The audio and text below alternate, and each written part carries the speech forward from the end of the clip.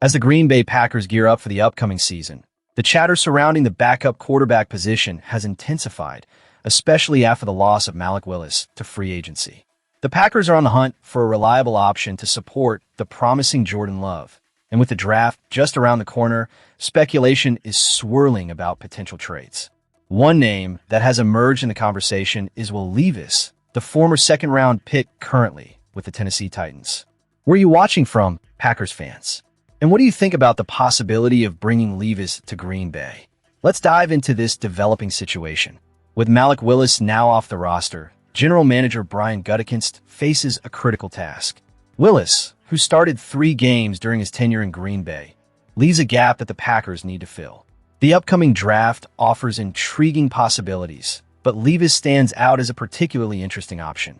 Remember, he played for the same Titans team that traded Willis to the Packers 2 years ago. While both quarterbacks have had their struggles, it's worth noting that Levis has shown more promise than Willis did in his time in Nashville, even if neither has yet established themselves definitively. NFL insider Adam Schefter recently dropped a bombshell on ESPN Milwaukee, suggesting that both Levis and Anthony Richardson of the Indianapolis Colts could be available for minimal compensation. He drew a parallel to the 6th/7th round swap the New York Jets got from the Denver Broncos for Zach Wilson, implying that a similar deal could be on the table for Levis. Not much, Schefter stated when asked what it would take to acquire one of these AFC South backups. If the Packers see potential in Levis, they could capitalize on a unique opportunity to bolster their quarterback depth at a low cost. Now, let's break down what Levis brings to the table.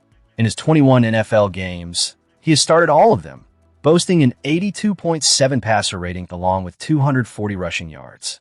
In contrast, current backup Desmond Ridder has played 25 games, starting 18, and holds an 82.6 passer rating with 293 rushing yards. The numbers show a striking similarity in production, but perhaps more crucial is the trajectory of their careers. Ridder is locked in through 2026, while Levis has just 1 year left on his rookie deal. A significant detail when considering long-term planning for the Packers. Gutekunst has been vocal about his commitment to evaluating the quarterback position thoroughly each year. We're always looking to add to that room, he mentioned, acknowledging the importance of having solid depth behind Love. The Packers did acquire Ridder last year, and while he has shown potential, the question remains whether Levis would represent a true upgrade. Finding a better option than Ridder may prove more challenging than it initially appears. As the Packers navigate this critical juncture, the mood among fans is mixed. Some are excited about the possibility of bringing in Levis, believing he could provide the spark needed behind Love, while others are hesitant, questioning whether he is truly an improvement over Ridder. The reality is that the backup quarterback position is often overlooked, but as we know, it could be the difference between a successful season and a disappointing one. With the draft approaching and rumors swirling, the Packers find themselves at a crossroads. Will they make a move for Levis or another quarterback? Or will they trust in Ridder's development? The answers to these questions will shape the trajectory of the Packers in the immediate future, and it's a storyline that every fan will want to keep a close eye on. Now, as we shift our focus to the next item on the agenda, let's delve deeper into how the Green Bay Packers are positioning themselves in the draft and what other potential moves they could be contemplating.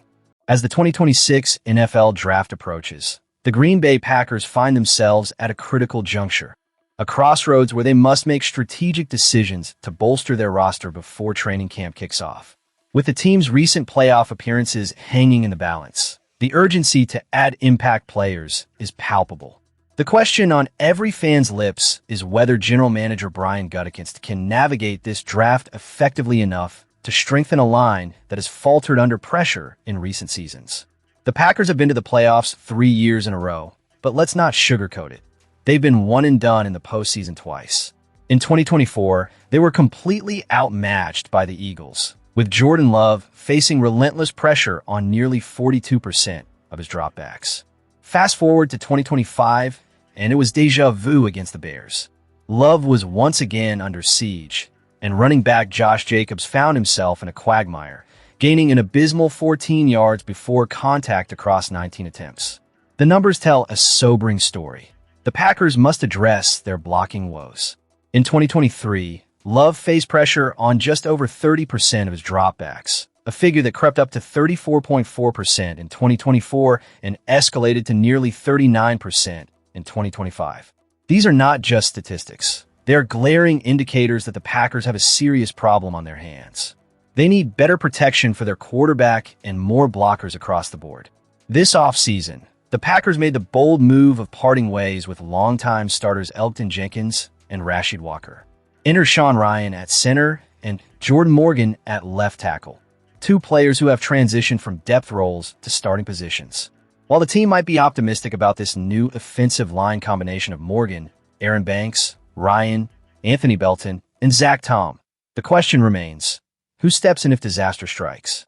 Last season, the offensive line played its most used combination together for a mere 18% of snaps, which is unacceptable in a league where continuity is key. In fact, only 3 offensive lines played together for 3/4 of snaps. Most of the league fell short of the median of 40%. The physical nature of the position means injuries are inevitable, yet the Packers seem to be gambling on a lack of depth when the stakes are so high. Gutekunst might have expressed confidence in the depth chart, but a slip of the tongue, confusing Dominic Jennings with Donovan Jennings, might hint at a deeper issue. Over the last 6 drafts, Gutekunst has added 16 offensive linemen, yet here we are on the eve of the 2026 draft, still clamoring for linemen. Besides the starting 5, only Darian Kinnard has meaningful experience on the bench.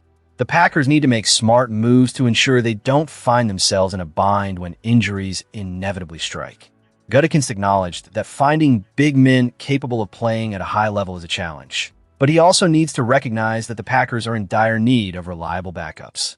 The left tackle spot behind Morgan is questionable at best, with Belton being a potential option due to his college experience. Meanwhile, Tom's knee injury raises concerns about his readiness for the upcoming season. The center position is slightly more reassuring, with Monk showing promise during his brief stint in Week 18 against Minnesota. However, the depth is still alarming. Glover and Williams have barely seen the field due to injuries.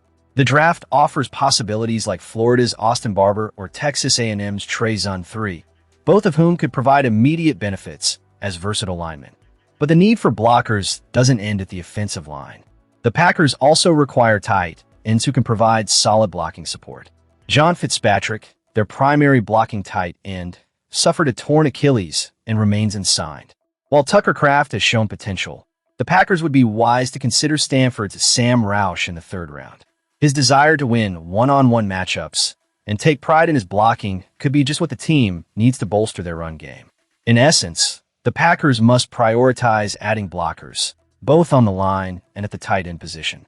While these may not be the flashiest draft picks, they're essential for ensuring that Love has the time he needs to operate effectively, and that Jacobs can run with confidence rather than dodging defenders in the backfield.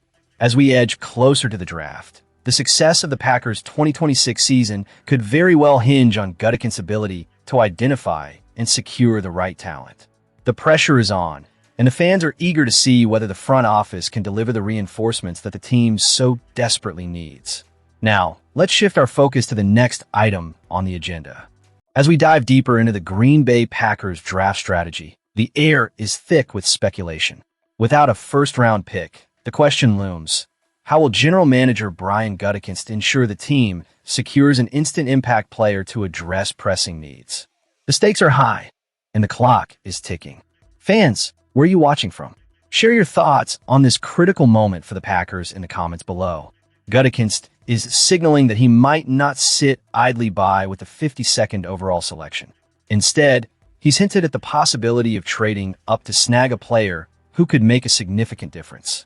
I do feel like if the right player were there, that we would be able to go get him, Gutekunst declared. This proactive approach could be a game changer, yet it comes with the risk of sacrificing additional draft picks. The trade-off of moving up is not lost on the savvy Packers front office. In a simulation, moving from number 52 to number 44 in a trade with the Jets cost Green Bay their 4th-round pick at number 120. Some might see this as a small win, particularly when looking through the lens of the trade value charts popularized by the likes of Bill Belichick. But is it worth it? That's the million-dollar question. Looking back at history, the Packers have made bold moves before.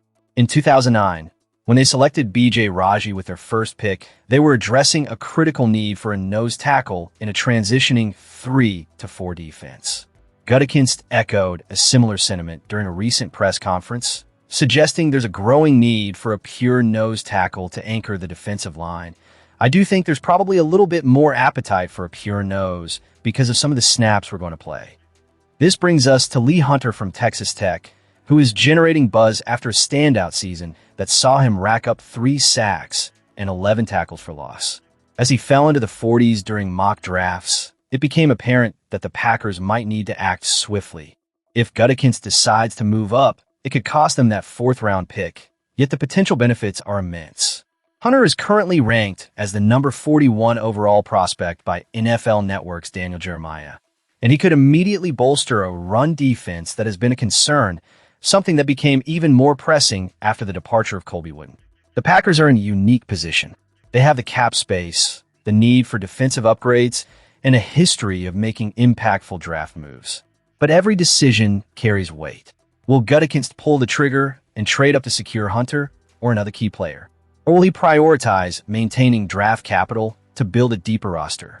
As we await the draft, the tension is palpable among fans and analysts alike. As we wrap up this segment, what are your thoughts on the Packers' potential draft strategy? Will trading up be the right move, or should they stick to their guns and trust their scouting department? Let's hear your opinions in the comments. And if you're passionate about the Packers, make sure to subscribe for all the latest news and analysis on your favorite team. The anticipation is building, and this draft could be pivotal for Green Bay's future.